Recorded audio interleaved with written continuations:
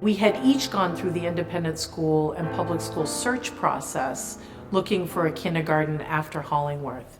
And we had all come to the conclusion that there was something missing. There was a missing link, that there was a gap in the education available for gifted children, for advanced learners. Connie said to me, it's our opportunity to do what we have always talked about, but real.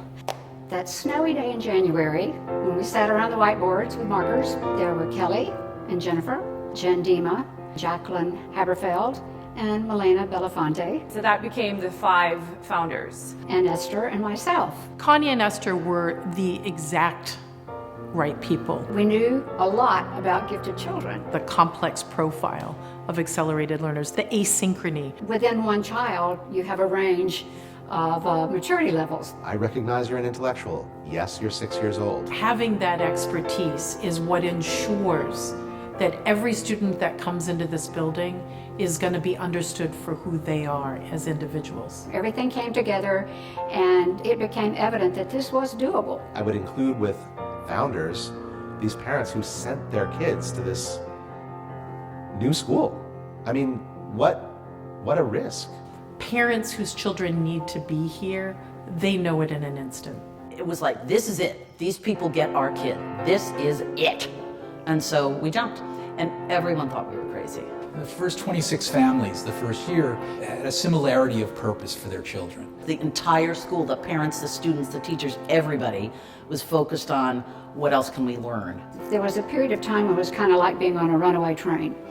In fact, there was a long period of time when it was like being on a runaway train.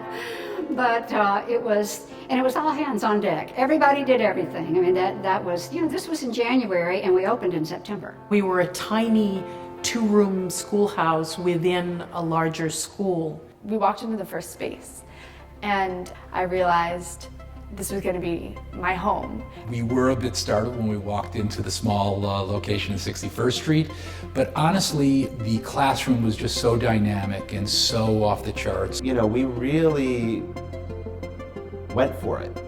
Because the higher you bring your expectations, the higher the kids go. And that was key. Bring them high. I loved the sort of can-do attitude that everyone had. We will never say we cannot do it. We don't have that word that we cannot. They make everything work from the bottom up. And I really think that came through even more so when we made our first move to West 86th Street. Which was actually a really fun and funky place. The floors are all tilted. We had to do a couple of makeshift classrooms. And the way in which the teachers made that part of the learning experience for the children, part of engaging the kids in building a new school, was truly remarkable. We talked a lot about being pioneers in the beginning, and they used it as being on a voyage. I think that was what kind of sums up the Speyer experience, was that I didn't always know what the lesson was going to be when I walked in, but I knew it wasn't going to be what it was yesterday. And that was just what made it so much fun. To know that those women came together to create something so spectacular. Wow. From 2 rooms to 80,000 square feet. I was apprehensive when we first moved into this building and we had cement mixers and men in hard hats walking up and down. The deep differentiation that happens here happens in no other school. When you sit down and you're talking to the teachers, they completely get your child. And you really feel like you count and that you matter. They're on a journey together. You're going to be asked a million questions a day, which is a good thing. They were always willing to allow me to share my ideas because they realized that there's value in everyone's opinions. It's not a proscriptive kind of education. It's a dialectic. When I don't see something and I'm taught something by a peer, that's one of my favorite experiences. they're going to notice things that we didn't notice. And if we allow them to have input into our map, we're going to wind up in some really amazing places. And when you know that your child is coming to a school where they feel that connected to their teachers, that's when you feel great.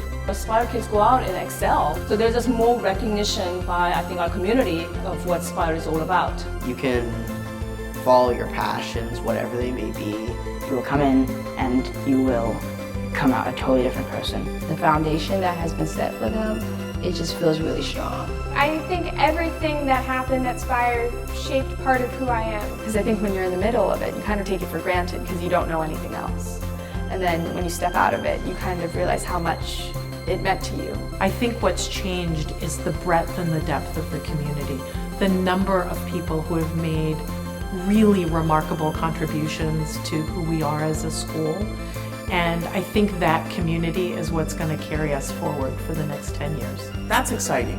That means we're constantly revisiting what we're doing, and that's what happens with the next generation. So even though old Speyer and new Speyer are different, at the heart of it, nothing has changed. I think that's the key. Speyer has filled a huge void in this town for kids that really needed something other, different, unique, and it's a funny mix, Speyer, of free and creative and highly disciplined. And I'm not sure that's been done many times in the history of education to quite pull that off. You know, to have the joy with the rigor, I think is extremely unusual. And I think we probably do it better. I don't know who does it better.